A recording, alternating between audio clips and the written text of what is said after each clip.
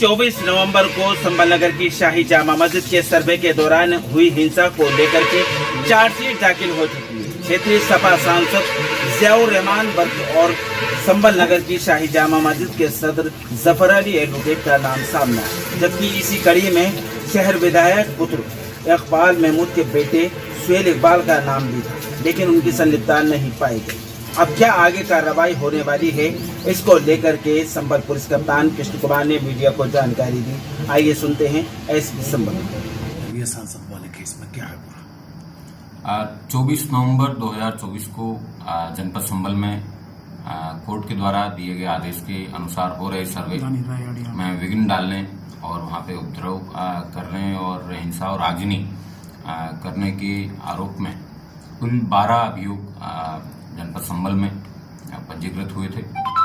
उनमें से 7 अभियोग पुलिस के द्वारा पंजीकृत कराए गए थे, 5 अभियोग वो आम जनता के द्वारा करवाए गए थे। उन सभी अभियोगों में कल चार्जशीट है वो दाखिल की जा चुकी है। उनमें सबसे महत्वपूर्ण 335/24 जो उस दिन हुई हिंसा की कंस्पिरेसी के बारे में लिखी गई थी। उस अभियोग में कल जियाउर रहमान बर्क जो कि यहाँ के सांसद हैं उनको चार्जशीट किया गया है और उनके साथ में एक अन्य नामजद अभियुक्त सुहेल इकबाल उनकी वहां पे घटनास्थल पर मौजूदगी घटनास्थल के पास में मौजूदगी पाई गई, लेकिन उनसे कई घंटों की पूछताछ करने और अन्य साक्ष्यों के संकलन के बाद में किसी प्रकार के साक्ष्य उनके खिलाफ नहीं पाए गए, इसलिए उनकी नामजदगी गलत पाई गई। और इसके साथ में 23 अन्य लोग को गिरफ्तार करके इस केस में ऑलरेडी जेल भेजा जा चुका है और जफर अली नाम के व्यक्ति जो कि जामा मस्जिद के सदर भी हैं उनकी और जो यहाँ के सांसद हैं उनकी देर रात्रि तक बातचीत, उससे पूर्व में 22 नवंबर को उनके द्वारा इकट्ठी की गई भीड़ और इस तरीके के तमाम साक्ष्यों के आधार पर पुलिस के द्वारा बखूबी अपराध पाए जाने पर उनको चार्जशीट किया गया है। इस मुकदमे को चंदौसी कोर्ट में चार्जशीट दाखिल की गई है। जल्द ही चार्ज फ्रेम होने के बाद में ट्रायल की स्टेज पर लाया जाएगा। अन्य मुकदमे ट्रायल की स्टेज पर आ चुके हैं। उन सभी के अंदर पुलिस के द्वारा प्रभावी पैरवी करके सजा कराई जाएगी। कुल 92 अभियुक्त अभी तक इस हिंसा में गिरफ्तार करके जेल भेजे जा चुके हैं। कई ऐसे अभियुक्त हैं जिनकी पुलिस के द्वारा तलाशी की जा रही है, नहीं मिलने पर उनके सबके खिलाफ एनबीडब्ल्यू भी लिए गए हैं।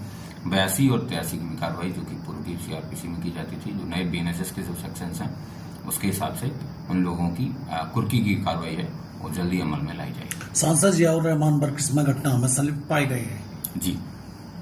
आगे क्या तैयारी है?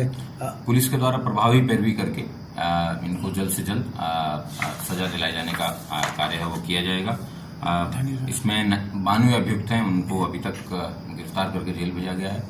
पुलिस को अन्य जितनी भी एजेंसीज हैं जिसमें क्राइम सीन रिकंस्ट्रक्शन करवाया गया था, चाहे उसकी रिपोर्ट हो, चाहे बैलिस्टिक रिपोर्ट हो, चाहे एफएसएल की रिपोर्ट हो, मेडिको लीगल रिपोर्ट हो, इस तरीके की तमाम इंडिपेंडेंट एजेंसी से आने वाली रिपोर्ट्स हैं वो पुलिस के द्वारा इकट्ठी कर ली गई हैं और उन सबको माननीय न्यायालय में भेजा भी जा चुका है।